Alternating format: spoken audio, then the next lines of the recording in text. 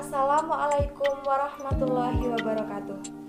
Perkenalkan, nama saya Raudatul Mukalalah dengan NIM 210611100056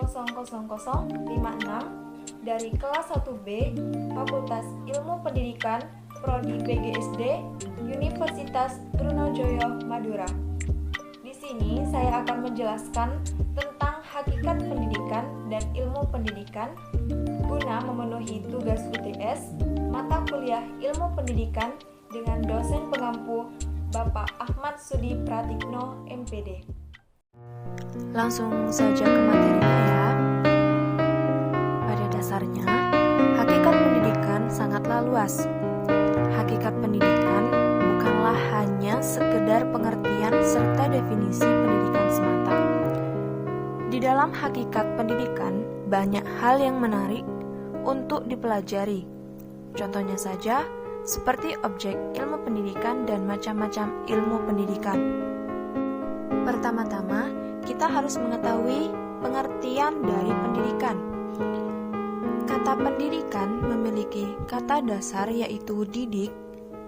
Dalam Kamus Besar Bahasa Indonesia, dapat diartikan sebagai memelihara dan memberi latihan, atau anjuran, tuntunan, dan pimpinan mengenal akhlak dan kecerdasan pikiran. Kata pendidikan dapat diartikan sebagai proses pengubahan sikap dan tingkah laku seseorang atau sekelompok orang dalam usaha mendewasakan manusia melalui pengajaran, pelatihan proses, perbuatan, dan cara mendidik. Dari pengertian tadi, kita dapat memahami bahwa pendidikan adalah suatu proses tuntunan, arahan kepada peserta didik serta memiliki tujuan yang jelas. Selain itu, terdiri beberapa pengertian pendidikan menurut para ahli. Tentunya, memiliki sudut pandang yang berbeda dalam memberi arti. Yang pertama, Edward Humrey. Menurutnya, pendidikan merupakan sebuah penambahan keterampilan atau pengembangan ilmu pengetahuan dan pemahaman sebagai hasil latihan, studi atau pengalaman. Selanjutnya, yang kedua, Johan Dewey dalam bukunya Democracy and Education, pendidikan dapat diartikan sebagai rekonstruksi atau reorganisasi pengalaman yang menambah makna pengalaman dan yang menambah kemampuan untuk mengarahkan pengalaman selanjutnya. Kemudian yang ketiga,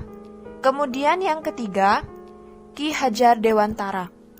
Pendidikan ialah menuntun segala kekuatan kodrat yang ada pada anak-anak agar mereka sebagai manusia dan sebagai anggota masyarakat dapat mencapai keselamatan dan kebahagiaan yang setinggi-tingginya.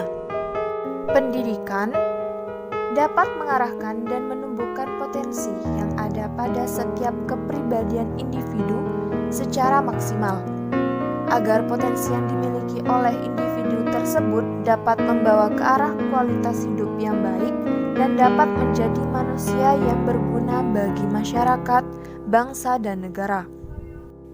Ilmu pendidikan yaitu ilmu yang mempelajari serta memproses pengubahan sikap dan tata laku seseorang atau kelompok orang dalam usaha mendewasakan manusia melalui upaya pengajaran dan pelatihan, proses, cara pembuatan mendidik.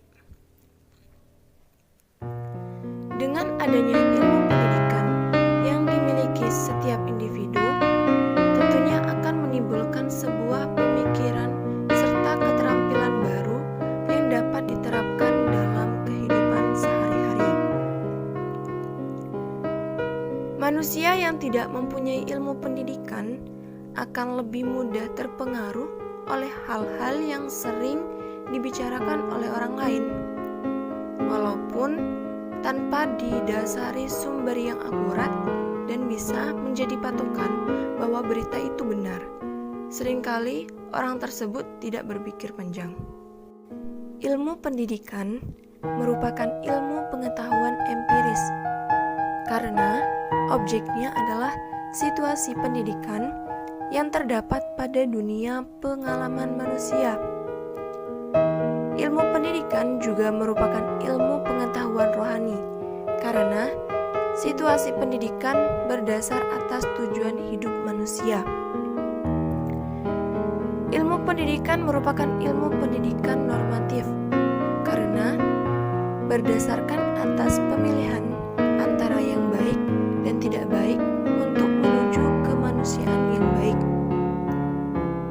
Ilmu pendidikan merupakan ilmu pendidikan praktis karena yang diuraikan dalam ilmu pendidikan adalah kegiatan yang dilaksanakan dalam pendidikan. Selanjutnya, ada peranan dan kedudukan ilmu pendidikan dalam penyelenggaraan ilmu pendidikan. Ilmu pendidikan mempunyai peranan yang penting sebagai perantara dalam membentuk masyarakat yang mempunyai landasan individual, sosial, dan unsur penyelenggaraan pendidikan. Pendidikan diselenggarakan dengan sistem. Yang pertama, sistem terbuka. Pendidikan dalam sistem ini bertujuan agar siswa dapat dengan leluasa bisa menentukan hal yang ingin dipelajari.